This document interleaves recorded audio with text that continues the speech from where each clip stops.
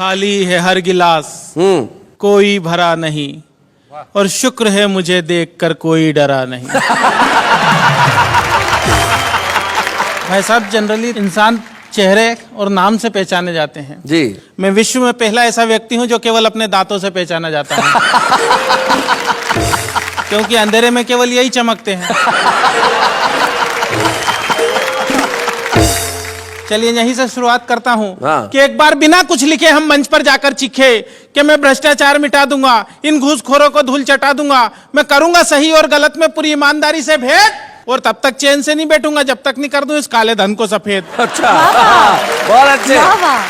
तभी पब्लिक में से एक खड़ा होकर बोला, भाई साहब रुकावट के लिए खेद, आपके कथन में ये भेद, इस काले धन का जो करना हो करना बाद में, पहले अपने आप को कर लो सफेद। बहुत अच्छे संजय। मंच से काफी बड़े बड़े कवि बैठे हैं, मेरा सौभाग्य कि इस मंच पर आके इनके सामने कविता पाठ कर रहा हूं। तो कई प्रकार की बातें हुई मंच से, नेताओं के बारे में भी हुई। अब की नाग पंचमी पर जब दिखाई नहीं दिए नाग और सपेरे, तभी घर पर आए एक पड़ोसी मित्र मेरे। मैंने कहा क्या हाल है? वो बोले कि नाग पंचमी के पावन पर लगता है नागों का पड़ गया अकाल है। अब आप ही हमारी इस समस्या का समाधान कीजिए, हमारे अच्छे पड़ोसी होने का सच्चा परिचय दीजिए। नाग तो हमें मिले नहीं, इस बार आप ही दूध पी लीजिए। मैंने कहा यही फार्मूला तो मैं सुबह से आजमा था, और जब सफलता नहीं मिली तो हार कर आपके घर आ रहा था।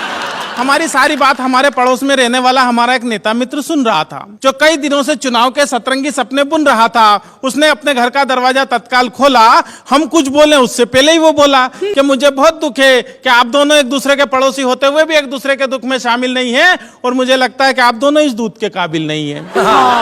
अब तक आपकी हर समस्या के समाधान हम ही ने किए हैं, और सब जानते हैं कि हम तो आपकी सेवा के लिए ही जिए हैं। आपकी इस समस्या का समाधान भी हम ही करेंगे, और आप घबराइए मत, आपके नाग देवता का दूध हम पिएंगे। अच्छा।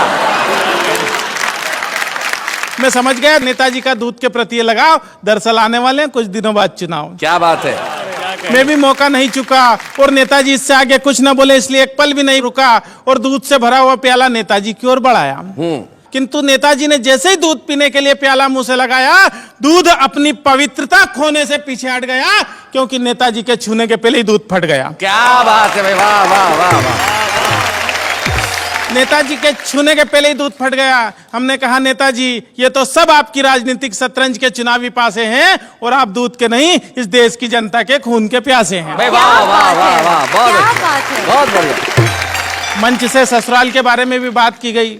मेरे जन्म ने नई नई समस्याओं को जन्म दिया भाई साहब। तो मेरे जन्म के तुरंत बाद एक चिंता मेरे बापू को सता रही थी, क्योंकि मेरे भविष्य से ज्यादा उन्हें मेरी शादी की फिक्र खा रही थी। मेरे जन्म के तत्काल बाद मेरे पिता भगवान से बोले कि हे भगवान, तूने एक ऐसा खेल खेला और एक बेटा दिया तो वो भी काला था पहले। एक दिन मेरे पिता मुझे हाथ पकड़ कर ले गए स्कूल में भर्ती कराने के लिए। तो स्कूल का प्रिंसिपल हाल में आकर बोला कि एक आइटम आया है स्कूल में बच्चों को डराने के लिए।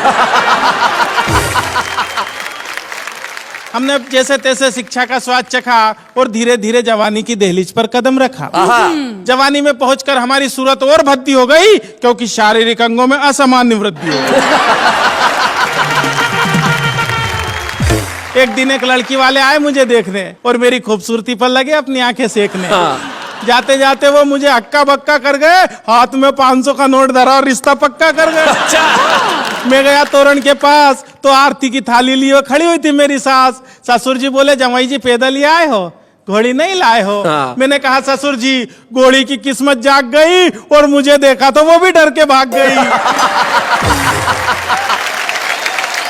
शादी के बाद का दृश्य तो और भी कमाल था। डर के मारे मेरा बुरा हाल था। मैंने जैसे ही पत्नी का घूंघट उठाया तो वो मुझे देखकर मुस्कुराई, न डरी न चीखी न चिल्लाई। अच्छा। उसकी मुस्कुराहट देखकर मेरे भी मन का खौफ भगा, और मैंने पूछा क्या बात है, तुम्हें मुझे देखकर डर नहीं लगा? हाँ। पत्नी बोली मैं एक नहीं दो नहीं पूरे 7 जन्मों के लिए आपसे बंधी हूँ, और डरने की क्या बात है, मैं तो जन्म से ही अंधी हूँ। तो भाई साहब इस प्रकार की घटना घट जाती है मेरे साथ में। मैं कहना चाहता हूं बात ही बात में, ये बात हर कोई नहीं जानता है। दरअसल देश के नेताओं में और हम में बहुत समानता है। अच्छा। हम दोनों जग से निराले हैं, फर्क बस इतना है कि हम तन के और वो मन के काले हैं। क्या बात है, वाह वाह वाह, मन के काले हैं।